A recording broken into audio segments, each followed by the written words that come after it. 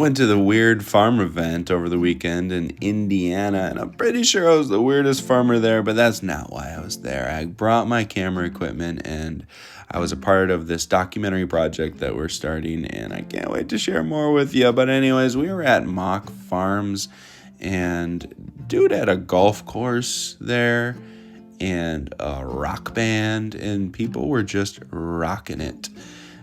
These are the most innovative row crop people that you will ever meet. Hundreds of wonderful people, and I came home inspired. I'm home now after 12 hours of driving there, and then 12 hours of filming, and then 12 hours of driving home. I'm back, but you can't stop. You won't stop. You gotta get it. So, our farm didn't quit while I was gone, and it was hot and moist, and everything is just taking off. So, I'm taking a cruise, checking it out, and seeing how I can be of service to my farm with new inspiration. And speaking of inspiration, I found these Eastern Kingbird eggs in this grain silo, and Mama and Papa, they are swooping at me.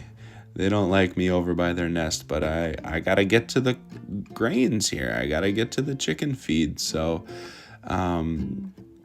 with that connection with these birds and with that new understanding of my friends in the row crop world, I am so happy to be home to this grain bin. We even had a delivery of 20,000 pounds come. So it's all full circle, symbiotic, beautiful connections that I'm witnessing in this life, and I'm just happy to be part of this farming community. I'm happy to be a farmer myself. I'm happy to be a part of the layers of weird people that we need to thrive. And speaking of weird people, we had a catering gig over at Salvatierra Farms. They had a tour with a group from Compier, and I got to go there and bring some food and say hi to these little hazelnuts. These seeds came from our farm, and I'm so excited to see that nursery and to spread that perennial love with my chicken homies and all the things that we're doing, and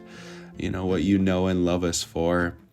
Rehi gave them the grand tour, and wow, have I had an intense last 72 hours, just meeting tons of inspired people and being able to come home and to share our chicken and our hazelnuts and our asparagus and our elderberry in a meal to these people was so awesome. And I came home to thriving wild parsnip and deer in the fields and those Eastern Kingbirds and just everything on our farm just going buck wild. And we did a bunch of mowing, and I got to connect with my family, have deep conversations with my wife, and water the gardens and show those eggs to my daughter. And here we are, all of us just doing that good work to change the food system, to change farming, to find a deeper connection to the earth and to each other.